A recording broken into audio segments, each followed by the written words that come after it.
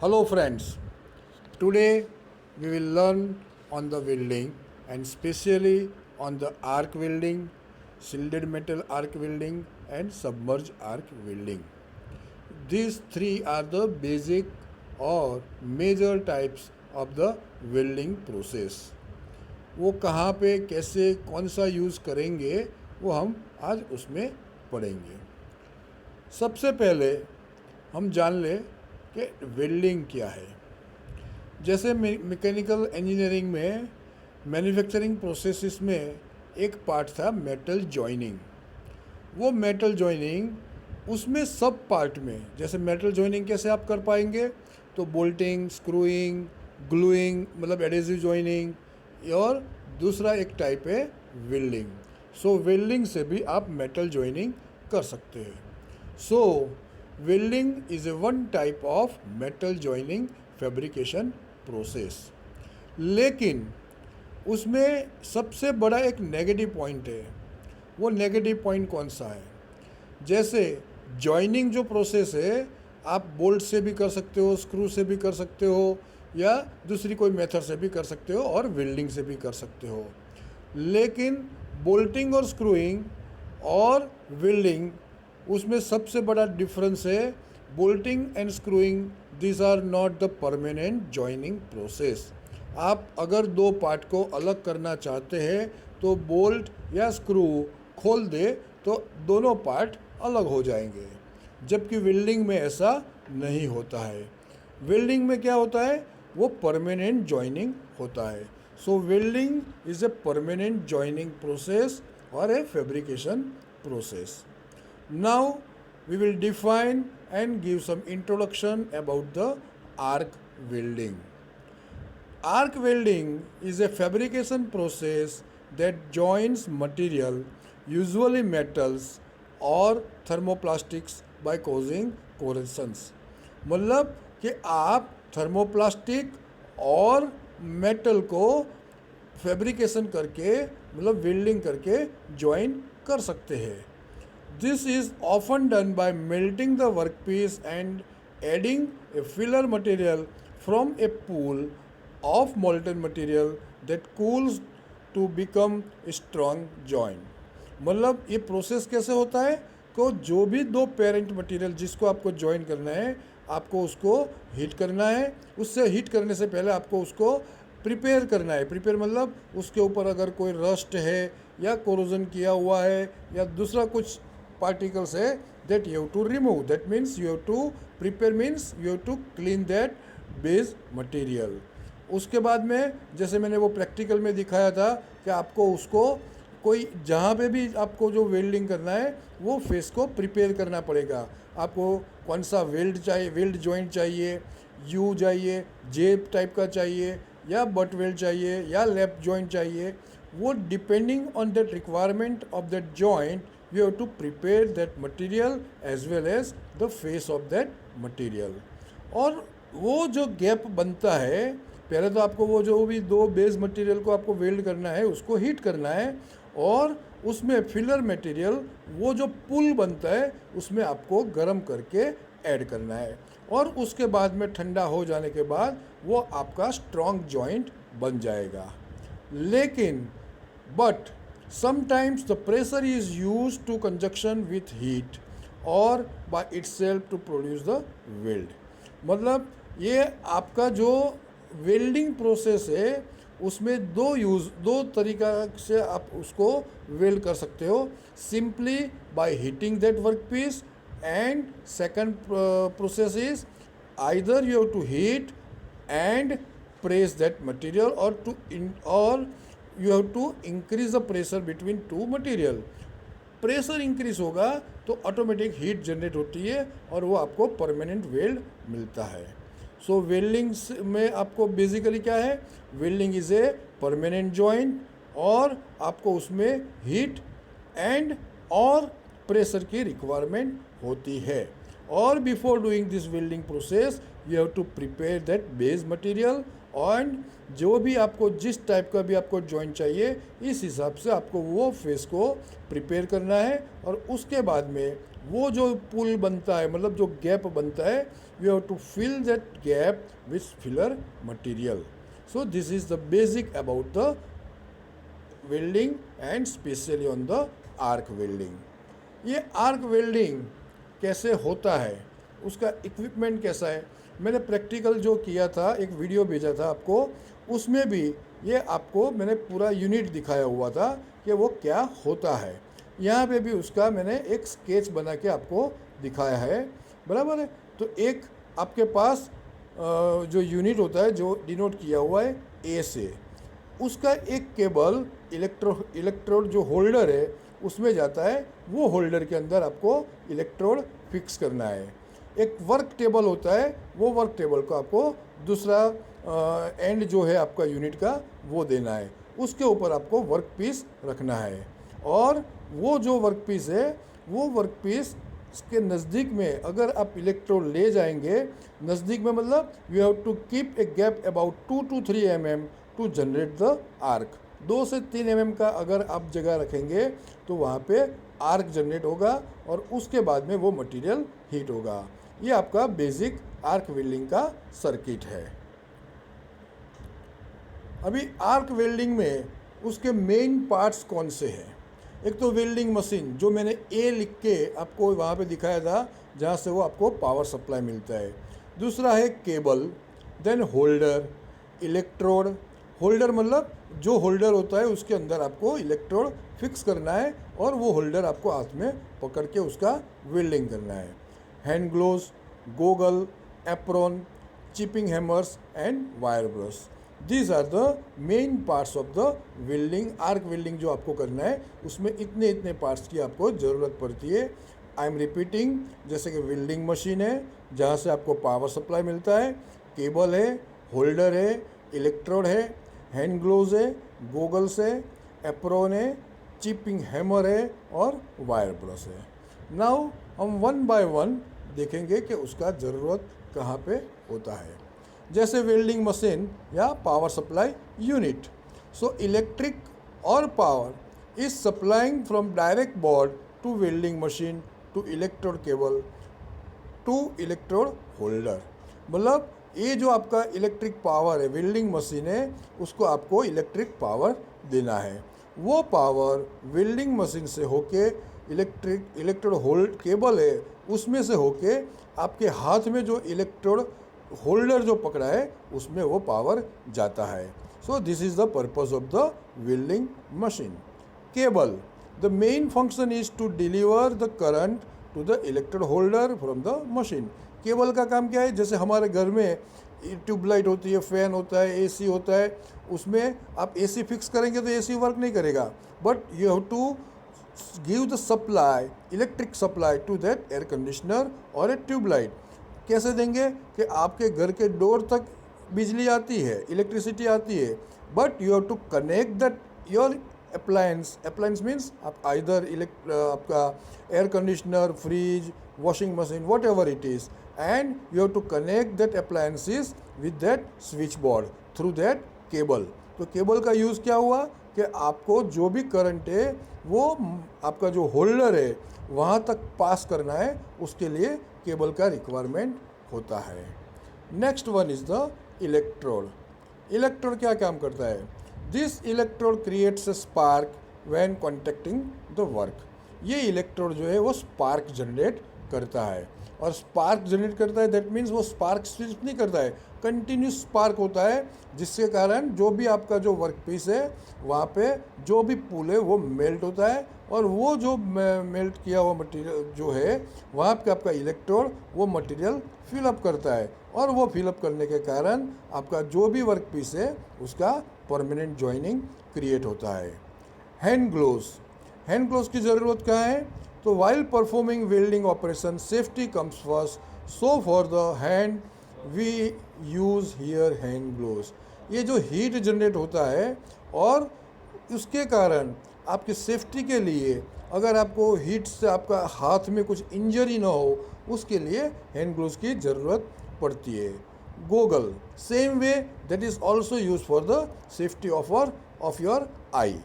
As the welding operations temperature is too high, we can see the operation with the naked eye, but after some time the eye gets damaged. आप आँख से वो operation देख सकते हैं, लेकिन continuously अगर आप वो देखेंगे तो आपकी आँख को नुकसान होता है. To avoid that, we need to use the goggle when we are performing the welding operation, or when somebody is performing the welding. But if we are seeing that process, even though we have to use or wear the goggles. Sorry. The eye can be sustained with high temperature, therefore here we use goggle. Next one is the apron. Apron की ज़रूरत कहाँ होती है कि जैसे spark generate होता है तो वो स्पार्क के कारण हमने जो भी कपड़े पहने हुए वो कॉटन या टेरी कॉटन के जो होते हैं उसमें वो छेद हो जाता है.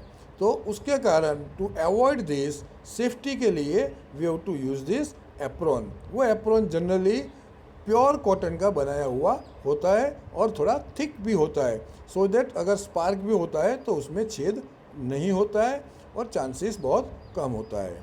So aprons are like clothes, we wear this for safety purpose. Next one is the chipping hammer. This instrument is for holding the work piece whenever required. Chipping hammer ये उसके लिए भी यूज़ होता है, और दूसरा कि हाथ में अगर आपको वेल्डिंग हो गया उसके बाद में जो अनवांटेड उसके ऊपर जो फ्लक्स पड़ा हुआ है या फिर उसके ऊपर स्लैग जो है, that you have to remove by hammering that area, and वो चिपिंग प्रोसेस बोलते हैं, and so that we can have a clean weld area. Wire brush, ये जो फंक्शन वायर ब्रश का जो यूज़ है वो चिपिंग हैमर, चिपिंग करने के बाद में जो रिमूव करना है अनवांटेड मटेरियल, उसके लिए वायर ब्रश होता है. अगर आप हाथ से या कोई कपड़े से करेंगे तो हो सकता है वो पार्ट गर्म होता है तो आपको इंजरी होता है. So that to avoid that we have to use the wire brush to remove the unwanted material from the welded work piece, that is slag. We use a wire brush. Next one is, now we will see what is arc welding. और arc welding के बारे में अगर आपको short note लिखने का है तो आपको कैसे उसको लिखना है, तो मैं आपको समझाता हूँ. The arc welding temperature ranges from minimum 3000 degree centigrade to up to 20,000 degree centigrade. आप सोचो कि आर्क वेल्डिंग जहाँ पे होता है वहाँ पे कितना टेम्परेचर बनता है, 3000 degree centigrade to 20,000 degree centigrade. So as the diagram is shown above, in which setup has been shown, ये जो सेटअप मैंने आगे जो दिखाया उसमें ये प्रोसेस से आपको ये इतना टेम्परेचर आप जनरेट कर सकते हो. Now supplying the power from machine to the electrodes by the electrode cable and holder. उसके बाद में जैसे मैंने समझाया कि आपको इलेक्ट्रिक केबल जो यूज़ किया है उससे आपको वो इलेक्ट्रिक सप्लाई आपको होल्डर तक पहुंचाना है. So the work piece is mounted there then before the electrode touches. जो आपको इलेक्ट्रोड जो है वहाँ पे उसके नीचे वर्क पीस रखा हुआ है, और जैसे ही आपका वो करंट पास होगा वो होल्डर के अंदर आपने इलेक्ट्रोड फिक्स किया हुआ है. That you have to make a contact with the work piece and you have to generate the spark. लेकिन मैंने जैसे पहले बताया कि आपको इलेक्ट्रोड को वर्कपीस को टच नहीं करना है, सिर्फ जो वर्कपीस है उसके ऊपर करीबन 2 से 3 mm का गैप रखना है. Even if you keep that gap, वो स्पार्क जनरेट होगा, और वो स्पार्क जनरेट होने के बाद वो जो आपका वर्कपीस है वो मेल्ट होना शुरू होगा. सो this is the about the arc welding. Second thing, and AC और DC पावर सोर्सेज यूज़. ऐसा नहीं है कि सिर्फ AC पावर ही यूज़ होता है या DC. AC मतलब ऑल्टरनेटिव करंट और DC मतलब डायरेक्ट करंट. वो दो में से कोई भी पावर आप यूज़ कर सकते हो. Fitted with whatever controls may be needed, is connected by work cable to the workpiece and by the electrode cable to electrode holder of some type, which makes electrical contacts with the welding electrode. And arc is, जैसे मैंने पहले बताया कि आप 2 से 3 mm का gap generate करेंगे, रखेंगे और आर्क जनरेट होगा व्हेन द एनर्जाइज सर्किट, वो कब होगा, वो सर्किट एनर्जाइज होगा उसके बाद में। The arc produce a temperature of about 6500 degree centigrade at the tip. This heat melts both the base metal and the electrode, producing a pool of the molten metal, sometimes called a crater. The crater solidifies behind the electrode as it is moved along the joint. This result a fusion bond. जैसे मतलब ये जो आप जो melt होगा उसमें आप filler road से मटेरियल फिलअप करेंगे और वो ठंडा होगा तो उसका दो जो वर्क पीस है उसका परमानेंट ज्वाइन हो जाएगा। नाउ कौन कौन से टाइप के आर्क वेल्डिंग है वो हम देखेंगे। एक तो carbon arc, flux core arc, gas metal arc, gas tungsten arc, plasma arc, shielded metal arc, stub arc, submerge arc, atomic hydrogen arc welding, electro slag welding ESW and electro gas welding EGW। These are the basic types of arc welding. लेकिन ये जो lecture है उसमें हम arc welding और submerge arc welding and shielded metal arc welding का बारे में बात करेंगे।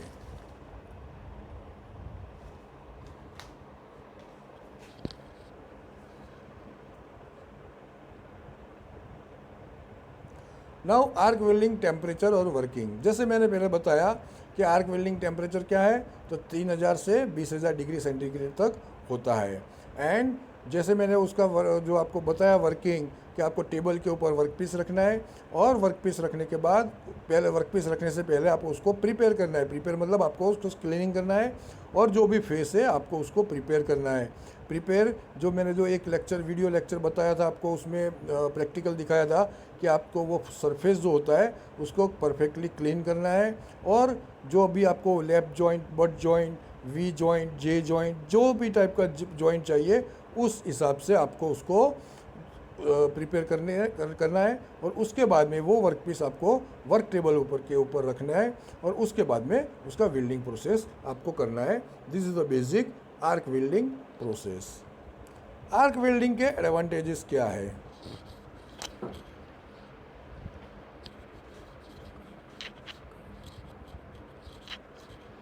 सो आर्क वेल्डिंग के एडवांटेजेस में this process gives high deposition rate. High deposition rate मतलब कि आप उसका वो जो ये जो प्रोसेस होता है वो बहुत फास्ट होता है। Welding speed is high. Wire consumption is low, मतलब जो फिलर रोड यूज़ करते हैं उसका कंजम्पशन बहुत कम होता है। The consumption of electrical energy is also low as a maximum of 97% of heat energy can be utilise. मतलब आप जो इलेक्ट्रिकल एनर्जी है, इलेक्ट्रिकल एनर्जी क्या करती है, that is converted into heat energy and whatever power we are using to generate that heat, mostly 97% of heat energy जो भी generate होती है वो यूटिलाइज हो जाती है। दैट मीन्स वी कैन से कि उसका जो पावर का, इलेक्ट्रिकल पावर का वेस्टेज है वो बहुत कम होता है। Any length can be welded without any interruption. ऐसा नहीं है कि उसका कुछ लिमिटेशन है कि आप 20 mm, 25 mm, 50 mm तक का वेल्डिंग कर सकते हो। कोई भी लंबाई का आपको वेल्ड जॉइंट बनाना है, आप विदाउट एनी इंटरप्शन आप वो वेल्डिंग कर सकते हो। High quality welds are achieve with no fusion defects, no porosity and slag inclusion. एकदम आर्क वेल्डिंग का जो क्वालिटी होता है वो बहुत अच्छा होता है, कोई फ्यूज़न डिफेक्ट नहीं होता है। फ्यूज़न डिफेक्ट मतलब आपने वेल्ड किया तो कहीं पे कुछ होल्स रह गया, that is known as a, हम एक पूरा उसका लेक्चर लेंगे वेल्डिंग की डिफेक्ट्स क्या क्या होती है, उसमें ये फ्यूज़न डिफेक्ट्स आएगा। पोरोसिटी नहीं होता है और स्लैग इंक्लूजन नहीं होता है। उसके एडवांटेज के साथ में उसके थोड़े बहुत डिसएडवांटेजेस भी है। क्या है? तो high skill operator required to perform the operation. ऐसा नहीं है कि जैसे मान लो कोई भी मशीन छोटा मोटा है आप उसमें चला लिया या आपने काम कर दिया। वेल्डिंग काम करने के लिए आपको उसका परफेक्ट नॉलेज और स्किल वर्कर होने की ज़रूरत होती है। Arc is invisible, it can be control only by measuring arc voltage and current. Arc कितना है मतलब आप देख सकते हो, लेकिन उसकी लंबाई कितनी है, चौड़ाई कितनी है, वो आप मेज़र नहीं कर सकते हो। So we can say arc is invisible. तो आप वो जो क्वालिटी है वो कैसे मेंटेन करेंगे, तो controlling the voltage and current, current in the sense ampere. आप जो भी काम करेंगे, जो भी सप्लाई देंगे, तो उसमें आपको वोल्टेज कितना रखना है और करंट कितना रखना है, वो आपको उसके ऊपर आपका जो भी वेल्डिंग बनता है उसकी क्वालिटी डिपेंड रहती है। It can be use only in the down hand welding position. उसमें आपको आपका हाथ का पोजीशन ऊपर से नीचे तक का होना चाहिए, तभी ये यूज़ हो सकता है। So these are the some disadvantages of the arc welding. Arc welding का एप्लीकेशन कहाँ पे होता है? सो आर्क वेल्डिंग का एप्लीकेशन ऐसे देखें तो बहुत सारी जगह पे और मेजोरिटी हर जगह पे होता है, लेकिन कुछ important one is the application of arc welding in the various department like industries, construction, ship building, farm equipment, lawn and garden, highway equipment, institutional equipment, railway department, और मोस्टली जैसे मैंने पहले बताया कि हर जगह पे आर्क वेल्डिंग का application आप कर सकते हो। ओके, तो ये था आपका आर्क वेल्डिंग के बारे में आपका शॉर्ट नोट या उसका detail instruction. Now we will see the submerge arc welding. Submerge arc welding को शॉर्ट फॉर्म में SAW भी बोला जाता है। So submerged arc welding is a common arc welding process that involves the formation of an arc between a continuously fed electrode and the workpiece. अभी arc welding और submerge arc welding में कौन सा difference है? तो same जो working principle है वो आर्क वेल्डिंग का है। कंटिन्यूस आपको उसको आर्क देना है और कंटिन्यूस आपको जो भी पुल है उसको वेल्ड करना है। A blanket of powder flux generates a proactive gas shield and a slag। मतलब यहाँ पे क्या होता है, आर्क वेल्डिंग में क्या था कि आपका आर्क डायरेक्टली आपका एयर के कांटेक्ट में होता है।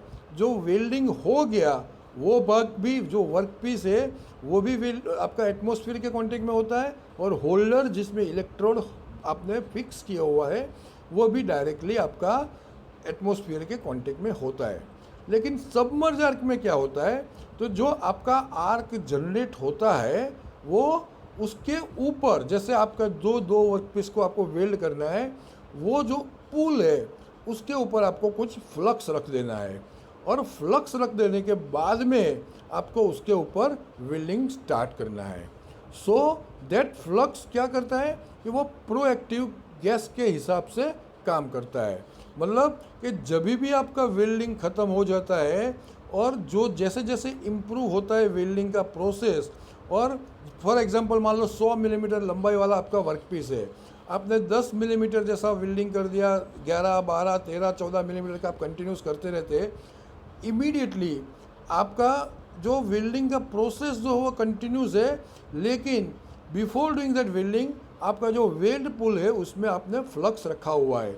तो आपका इलेक्ट्रोड जो है वो इलेक्ट्रोड आपको जो उसका जो स्पार्क होता है वो आपको नज़र में नहीं आता है, सिर्फ एक लाइट जैसा आपको नज़र में आता है। उससे बेनिफिट क्या होता है कि आपका जो वेल्डिंग हो गया है वो वेल्ड पोर्शन आपका एटमॉस्फेयर में डायरेक्ट कांटेक्ट में नहीं आता है, और हम दूसरे वर्ड में कहें कि जो भी आपका वेल्डिंग हो गया है वो डायरेक्ट ऑक्सीजन के कांटेक्ट में नहीं आता है एंड ऑक्सीडाइजेशन प्रोसेस नहीं करता है। ये उसका एक बेनिफिट है। सो हमने यहाँ पे क्या लिखा है, a blanket of powdered flux generates a proactive gas shield and a slag which protects the weld zone. जो वेल्ड जोन है उसको आपको प्रोटेक्ट करता है। A shielding gas is not required, the arc is submerge beneath the flux blanket and is not normally visible during the welding। जैसे मैंने बताया कि ड्यूरिंग वेल्डिंग आपको आर्क नज़र में नहीं आती है, सिर्फ एक लाइट जैसा आपको नज़र में आता है। सो ये प्रोसेस था सबमर्ज आर्क वेल्डिंग का। जैसे मैंने ये फिगर में आपको दिखाया हुआ है कि सबमर्ज आर्क वेल्डिंग जो है वो क्या होता है। जैसे ये येलो कलर के जो दो रोलर है उसके बीच में से आपका वायर, इलेक्ट्रोड का वायर आता है, और ये राइट हैंड साइड में आप देखेंगे तो फ्लक्स आपने ग्रेन्युलर फ्लक्स, मतलब एक ग्रेन्युलर फ्लक्स मतलब उसको वो दानेदार जो बोलते हैं ना उसको ग्रेन्युलर बोलते हैं, वो फ्लक्स आपने रखा हुआ है। और राइट लेफ्ट हैंड साइड में जो वो फ्यूज फ्लक्स है, मतलब आपने पहले से पूरे लेंथ में आपने फ्लक्स रख दिया है, और राइट लेफ्ट हैंड साइड से आप राइट हैंड साइड का आप वेल्डिंग प्रोसेस करते हो। तो जो लेफ्ट हैंड साइड में करीबन 10 mm का जो आपने वेल्डिंग कर दिया है वो फ्लक्स फ्यूज़ हो गया है, और बाकी का फ्लक्स फ्यूज़ होने का बाकी है। ये जो डायग्राम है वो मोरलेस ये जो प्रोसेस है वो आर्क वेल्डिंग के जैसा ही है। इंस्टेड ऑफ जो आपका जो आर्क वेल्डिंग है उसमें आपने कोई फ्लक्स यूज़ नहीं किया है, लेकिन यहाँ पे आप ग्रेन्युलर फ्लक्स मतलब दानेदार फ्लक्स पाउडर आप यूज़ करते हो, सो दैट आपका जो भी वेल्डिंग आपका ख़त्म हो गया है वो एरिया आपका डायरेक्ट ऑक्सीजन के कांटेक्ट में न आए। अभी ये प्रोसेस कैसा है, तो submerge arc welding process, the flux starts depositing on the joint to be welded since the flux when cold is non conductor of the electricity.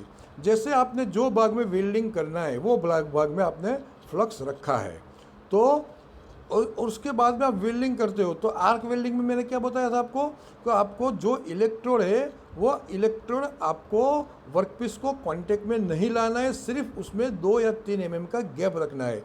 Even ये गैप रखेंगे तो भी वहाँ पे स्पार्क जनरेट होता है, लेकिन यहाँ पे एक बीच में वर्कपीस और इलेक्ट्रोड के बीच में फ्लक्स आ गया है, वो जो इलेक्ट्रिसिटी पास ऑन नहीं करता है। तो ये जो सबमर्ज आर्क वेल्डिंग है वो प्रोसेस आपको कैसा करना पड़ेगा, तो आपको जो इलेक्ट्रोड है वो जब स्टार्ट करेंगे तब आपको वो वर्कपीस को कांटेक्ट में लाना पड़ेगा, या you have to physically make a physical contact between workpiece and electrode. ये उसमें आर्क वेल्डिंग और सबमर्ज आर्क वेल्डिंग में एक सबसे बड़ा डिफरेंस होता है, बराबर। तो since the flux when cold is non conductor of electricity, the arc may be struck either by touching the electrode with the workpiece or by placing steel wool between electrode and job before switching on the welding current or by using a high frequency unit।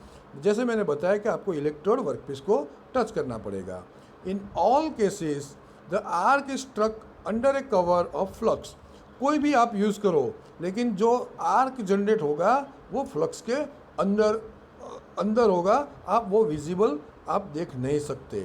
तो flux otherwise is an insulator but once it melts, जैसे मैंने पहले बताया कि flux जो होता है वो इलेक्ट्रिकल पावर पास ऑन नहीं करता है, मतलब वो कंडक्टिव नहीं है। लेकिन जैसे आपने इनिशियली स्टार्ट कर दिया वेल्डिंग डायरेक्टली इलेक्ट्रोड को वर्कपीस को टच करके, उसके बाद में आपको कंटिन्यूस टच में नहीं रखना है। उसके बाद में इलेक्ट्रोड आपको 2 या 3 mm का गैप बना के रखना है। कब? जब वो फ्लक्स मेल्ट हो जाए उसके बाद में, क्योंकि फ्लक्स जब मेल्ट हो जाता है उसके बाद में वो इलेक्ट्रिकल का कंडक्टर बन जाता है। तो इनिशियली आपको वो जो प्रोसेस करना है वो प्रोसेस करने के लिए इलेक्ट्रोड को टच में नहीं लाना है, लेकिन उसके बाद में इलेक्ट्रोड को टच में पहले लाना है, और उसके बाद में जैसे ही आपका वेल्डिंग स्टार्ट हो जाए आपको इलेक्ट्रोड थोड़ा पीछे मतलब 2 या 3 mm पीछे खींच के कंटिन्यूस आपको submerge arc welding process start रखना है।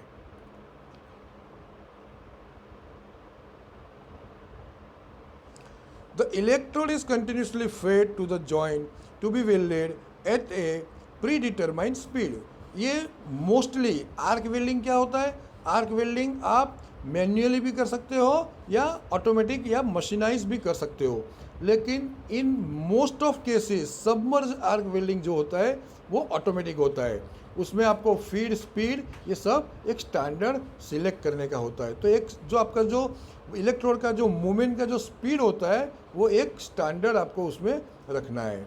In semi-automatic welding sets, the welding head is moved manually along the joint.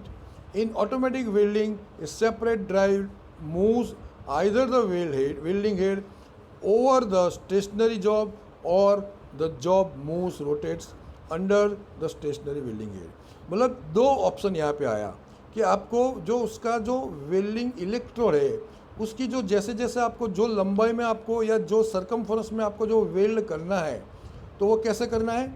Either you have to keep your holder stationary और जो वर्क पीस है उसको आप एक स्टैंडर्ड स्पीड से मूव करो, और दूसरा ऑप्शन है you have to keep your work piece steady and you have to move with standard speed the electrode holder, या आपको उसको इलेक्ट्रोड को मूव करना है. मतलब आइदर आपको इलेक्ट्रोड को मूव करना है और दूसरा ऑप्शन है आइदर आपको वर्कपीस को मूव करना है, but with A pre determined standard speed. The arc length is kept constant by using the principle of self adjusting arc. आपको जो भी आर्क लेंथ है वो एक फिक्स रखनी है, उसमें कुछ चेंजेस नहीं करना है. अगर आप उसमें कुछ चेंजेस करेंगे तो आपका वेल्ड जॉइंट की क्वालिटी में उसके ऊपर फर्क आ सकता है. अभी जो सबमर्ज आर्क वेल्डिंग है उसमें वेरिएबल कौन कौन से हैं. तो जैसे मैंने भी अभी 2 मिनट पहले ही बताया कि वायर का फीड और स्पीड. जैसे आप स्पीड चेंजेस करते हैं तो आपकी जो सबमर्ज आर्क वेल्ड किया हुआ जो पोर्शन है उसकी क्वालिटी में चेंज आएगा. तो feed and speed and travel speed, these are the main 3 variables for the quality of the SAW या submerged arc welding. Electrode stick out ESO or contact tip to work CTTW. Polarity and current, मतलब AC और DC है, and current कितना रखा है और voltage कितना रखा है, ये सब जो है वो submerge arc welding. Not only submerge arc welding, even in arc welding this are the variables. और अगर आप स्टैंडर्ड नहीं रखेंगे तो आपकी वेल्ड जॉइंट की क्वालिटी में उसमें फर्क आ सकता है. ये सबमर्ज आर्क वेल्डिंग जनरली कौन कौन से मटेरियल पे आप उसको अप्लाई कर सकते हैं. तो carbon steel, low alloy steel, stainless steel, nickel based alloy और surfacing applications where wear facing buildup and corrosion resistance overlay of steels. ये मेनली इतनी जगह पे आप ये सबमर्ज आर्क वेल्डिंग का यूज़ कर सकते हो. उसके एडवांटेजेस क्या क्या है. तो सबमर्ज आर्क वेल्डिंग के एडवांटेजेस में सबसे बड़ा है हाई डिपोजिशन रेट. मतलब वो 45 kg पर आवर या 100 पाउंड्स पर आवर वो आपको उसका डिपोजिशन रेट इतना ज़्यादा हो सकता है. High operating factors in mechanise application, मतलब ये जो आप मशीनाइज आप करेंगे तो उसका ऑपरेटिंग फैक्टर्स बहुत अच्छे होते हैं. डीप वेल्ड पेनिट्रेशन, ऊंडाई में आपको उसका, जैसे मान लो कि भाई आर्क वेल्डिंग के सर्टेन लिमिटेशंस होते हैं कि भाई वो कितने ऊंडाई में काम कर सकता है, जबकि सबमर्ज आर्क वेल्डिंग आप ज़्यादा डेप्थ में भी आप उसका वेल्डिंग कर सकते हो. Sound welds are readily made sorry, high speed welding of thin sheet steel up to 5 metre per minute. अगर आपका वेल्डिंग का शीट जो वेल्ड मटेरियल है आपको जो वर्क पीस पे वेल्डिंग करना है, अगर उसका थिकनेस 5 जो थिन है तो आपको उसमें जो उसका स्पीड है वो 5 मीटर पर मिनट तक आप हो सकता है. मिनिमल वेल्डिंग फ्यूम्स और आर्क लाइट इज एमिटेड. जब आप वेल्डिंग करते हो, स्पेशली आर्क वेल्डिंग करते हो, तो उसमें आपको आँख में आर्क भी दिखता है और उसका फ्यूम्स भी जनरेट होता है. जबकि सबमर्ज आर्क वेल्डिंग में क्या होता है, सब आप वेल्डिंग करते हो उसके ऊपर फ्लक्स होता है तो उसका फ्यूम्स भी नहीं आता है और वो आर्क भी आपको दिखता नहीं है. Practically no edge penetration is necessary depending on joint configuration and required penetration. यहाँ पे आपको जैसे मैंने बताया कि आपको एज प्रिपरेशन करना है, यहाँ पे प्रैक्टिकली आप नहीं करें तो वो चल सकता है. Welds produce are sound, uniform, ductile, corrosion resistance and have a good impact value। ये जो सबमर्ज आर्क वेल्डिंग यूज़ करेंगे और उससे आपको जो भी वेल्ड जॉइंट्स मिलता है वो साउंड मतलब वो आवाज़ करता है ऐसा नहीं होता है, मतलब वो हेल्दी होता है, वो तोड़ने का काम, वो टूटने का चांसेस बहुत कम होता है, यूनिफॉर्म होता है, एक जैसा ही होता है, क्योंकि ये मोस्टली ऑटोमेटिक प्रोसेस है, डक्टाइल होता है और कोरोजन रेजिस्टेंस होता है एंड उसका इम्पैक्ट वैल्यू अच्छा होता है। Single pass welds can be made in thick plates with normal equipment. कोई नॉर्मल इक्विपमेंट है उससे भी आप थिक जो वर्क पीस है उसका वेल्डिंग सिंगल पास में कर सकते हो। The arc is always cover under a blanket of flux, thus there is no chance of spatter of weld. Spatter of weld मतलब जैसे आप आर्क वेल्डिंग करते हो तो वो वेल्डिंग के ऊपर, उसके ऊपर आपका जो भी जो आप हिंदी में या गुजराती में बोले तो वो पोपड़ी जैसा जो बन जाता है वो यहाँ पे नहीं होता है। And 50 to 90% of the flux is recoverable. ऐसा नहीं होता है कि जो जितना भी फ्लक्स आपने उसने ऊपर रखा है वो सब फ्लक्स मेल्ट हो जाता है या यूटिलाइज हो जाता है, बाकी का फ्लक्स जो आजू बाजू में से जो नीचे गिरता है that you can reuse that flux and recycle and reuse. ये था उसका एडवांटेजेस। उसके साथ में उसके बहुत सारे लिमिटेशंस भी है। तो लिमिटेशंस कौन से हैं? तो limited to ferrous and some nickel based alloys, normally limited to 1F 1G and 2F position, normally limited to long straight seams or rotated pipes or vessels, requires relatively troublesome flux handling system। आपको उसमें एक जो arc welding होता है उसमें flux use नहीं करते, अगर फ्लक्स यूज़ नहीं करते तो फ्लक्स स्प्रेड करने का मैकेनिज्म की भी आपको ज़रूरत नहीं पड़ती है, जबकि यहाँ पे क्या होता है आप वेल्डिंग भी करते हैं और उसके ऊपर फ्लक्स भी आप स्प्रे करते हैं, तो उसके लिए आपको अलग मैकेनिज्म की या फ्लक्स हैंडलिंग की ज़रूरत होती है। Flux and slag residue can present A health and safety concern. ये फ्लक्स आपका जो भी उसके अंदर जो भी इंग्रेडिएंट्स होता है वो आपकी हेल्थ और सेफ्टी के लिए थोड़ा उसका कंसर्न भी होता है। Require interpass and post weld slag removal. Requires मतलब इंटरपास एंड पोस्ट वेल्ड मतलब कि आपने जब मान लो कि बहुत थिक मेटल का आपको वेल्डिंग करना है तो एक बार कर दिया तो दूसरी बार उसके ऊपर जो ऊपर वाली हाइट में आप वेल्डिंग करेंगे तो जो नीचे जो किया हुआ है उसके ऊपर जो स्लैग जो है that you have to remove, तो एक स्टेप आपका उसमें बढ़ जाता है। Limited to high thickness material, मतलब ये जो मैंने बताया वो उसके लिमिटेशंस थे। नाउ तीसरा एक हम देखेंगे शिल्डेड मेटल आर्क वेल्डिंग। ये जो शिल्डेड मेटल आर्क वेल्डिंग है that is also as good as the arc welding, लेकिन यहाँ पे फ़र्क क्या होता है? तो एक सबसे बड़ा फ़र्क है कि जो आर्क वेल्डिंग में इलेक्ट्रोड यूज़ करते हैं, लेकिन यहाँ पे जो इलेक्ट्रोड यूज़ करते हैं वो इलेक्ट्रोड आपका उसके ऊपर फ्लक्स लगाया हुआ होता है। तो जैसे जो बेर होता है, जो आर्क वेल्डिंग में आपका इलेक्ट्रोड होता है वो बेर मतलब आप हिंदी में बोल सकते हो उसको नंगा, मतलब उसके ऊपर कुछ कोटिंग नहीं होता है, जबकि शिल्डेड मेटल आर्क वेल्डिंग में जो आप जो इलेक्ट्रोड यूज़ करते हैं उसके ऊपर फ्लक्स का कोटिंग किया हुआ होता है। तो जो सबमर्ज आर्क वेल्डिंग था आप उसमें क्या करना पड़ता था कि आपको अलग से उसके ऊपर फ्लक्स स्प्रे करना पड़ता था या उसके ऊपर रखना पड़ता था। यहाँ पे ऐसा नहीं होता है, यहाँ पे क्या करेंगे कि जो आपका इलेक्ट्रोड है मेटल का उसके ऊपर ही फ्लक्स का कोटिंग किया हुआ होता है। तो जैसे जैसे जैसे आप वेल्डिंग करते जाएंगे इलेक्ट्रोड भी मेल्ट होता जाएगा और उसके ऊपर फ्लक्स भी स्प्रे होता जाएगा, सो दैट कि आपका जो वेल्ड किया हुआ पोर्शन है वो वेल्ड किया हुआ पोर्शन डायरेक्टली ऑक्सीजन के कांटेक्ट में न आए।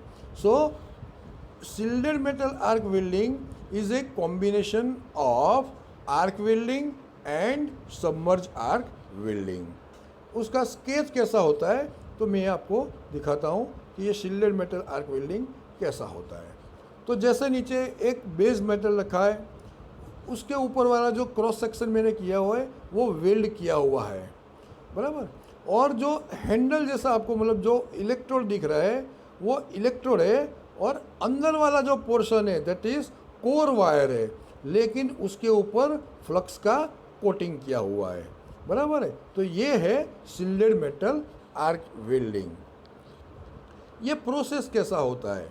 तो शिल्डेड मेटल आर्क वेल्डिंग, उसको SMAW भी बोला जाता है और स्टिक वेल्डिंग भी बोला जाता है। Uses the arc heat to melt the base metal and tip of a consumable electrode. जो आप जैसे ही मान लो आपको आर्क वेल्डिंग में करते थे, वही प्रोसेस है। दो वर्कपीस के दो पीस होते हैं, आपको उसको प्रिपेयर करना होता है। वो जो पुल बनता है उसको आप उसके नज़दीक में आपको इलेक्ट्रोड को ले जाना पड़ता है, लेकिन आप उसको डायरेक्ट कांटेक्ट में नहीं लाने का है। You have to keep a gap between 2 to 3 mm। Spark generate होगा, स्पार्क जनरेट होने के बाद मेटल मेल्ट होता है और उसके बाद में जो इलेक्ट्रोड है वो वेल्डिंग का काम शुरू करता है और उसके ऊपर जो आपने फ्लक्स का कोटिंग किया हुआ है वो भी मेल्ट होके जो भी आपने जो वेल्ड किया हुआ है उसके ऊपर उसका कोटिंग हो जाता है। ये है आपका शिल्डेड मेटल आर्क वेल्डिंग का प्रोसेस। उसके एडवांटेजेस क्या क्या है?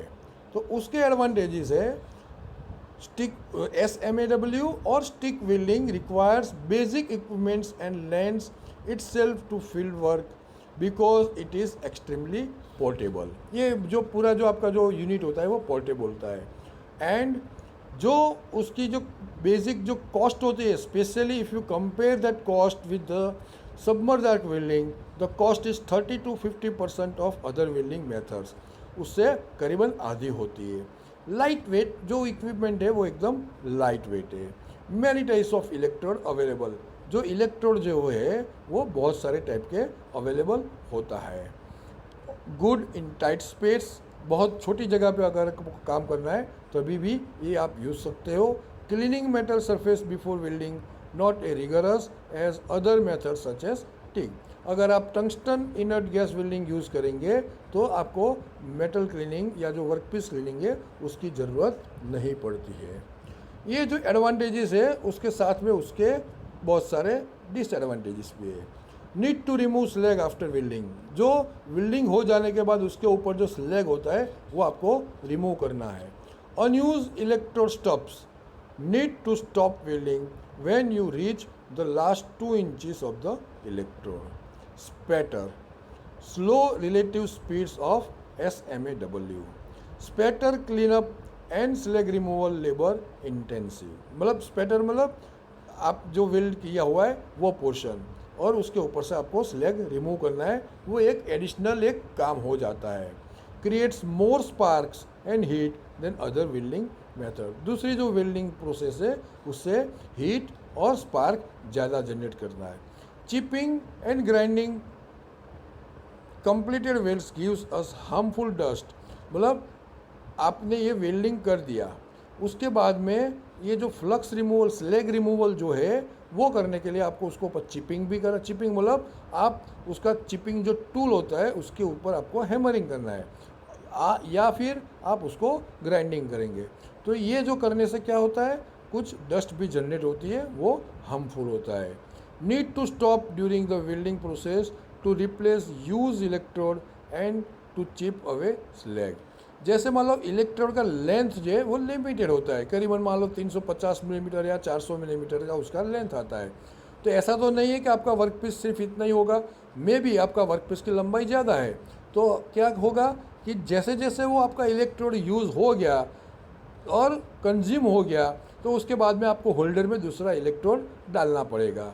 तो एक ये जो प्रोसेस बोलते हैं वो कंपेयर टू शिल्डेड मेटल जो आपका आर्क सबमर्ज आर्क वेल्डिंग है उससे थोड़ा स्लो हो जाता है। Now on the basis of this lecture there are few questions that you have to answer. Number 1, explain different parts of arc welding equipments with sketch. Explain different types of arc welding. Write advantages and disadvantage of arc welding. Write application of arc welding. Explain submerged arc welding with sketch in detail. And what are the advantages of submerged arc welding.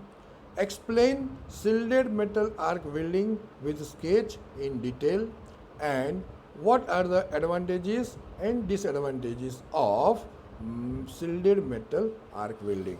That answers you have to write and send me a copy of that at my mail ID. Thank you.